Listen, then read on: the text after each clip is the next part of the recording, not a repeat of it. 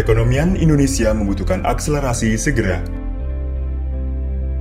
Karena itulah diperlukan kementerian yang menjalankan fungsi koordinasi dan sinkronisasi agar ekonomi tanah air kian terjaga. Kementerian Koordinator Bidang Perekonomian hadir untuk ekonomi Indonesia dengan membawahi 7 bidang koordinasi antara lain ekonomi makro dan keuangan, pangan dan agribisnis, pengembangan usaha BUMN, riset dan inovasi, ekonomi digital, ketenagakerjaan dan UMKM, perniagaan dan industri, pengembangan wilayah dan tata ruang, serta kerjasama ekonomi internasional. Di dalam merumuskan kebijakan di bidang ekonomi, Kemenko Perekonomian mengoordinasikan 9 kementerian dan lembaga terkait lainnya.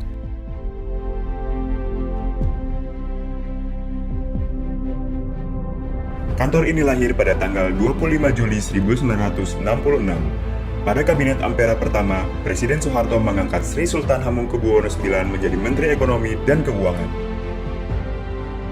Kemudian, di Kabinet Pembangunan pertama, berubah nama menjadi Menteri Koordinator Bidang Ekonomi, Keuangan, dan Industri atau disingkat EKUIN. Nama ini bertahan hingga masa jabatan Widjojo Nitisastro. Dalam proses pemerintahan dan pembangunan ekonomi yang selalu bergerak dinamis, kementerian ini pun berkembang, sehingga terus berganti nama.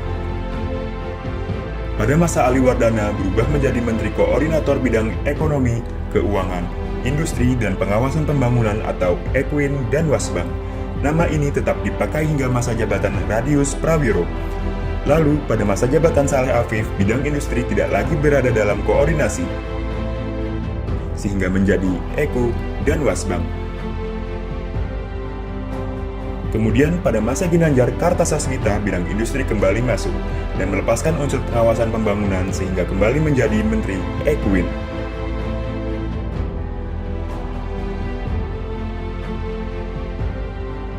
Pada tahun 2000, nama baru ditetapkan menjadi Menteri Koordinator Bidang Perekonomian hingga saat ini. Kemajuan ekonomi Indonesia tidak lepas dari sosok Menteri Koordinator Bidang Perekonomian.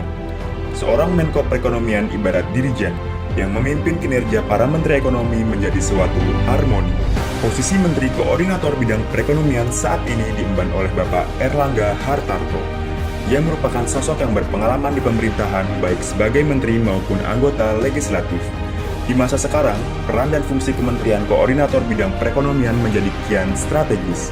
Berbagai tantangan ekonomi datang dari domestik maupun global, mulai dari penciptaan lapangan kerja, transformasi digital, hingga perang dagang. Pandemi COVID-19 juga menjadi tantangan tersendiri. Dampak yang timbul menekan segala sendi kehidupan mulai dari kesehatan, sosial, hingga ekonomi.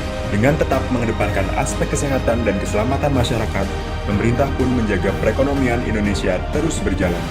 Upaya yang ditempuh dengan membentuk Komite Penanganan COVID-19 dan Pemulihan Ekonomi Nasional. Harapannya, perencanaan dan eksekusi program terkait penanganan pandemi maupun pemulihan ekonomi bisa berjalan beriringan, ditangani oleh kelembagaan yang sama dan terkoordinasi secara optimal.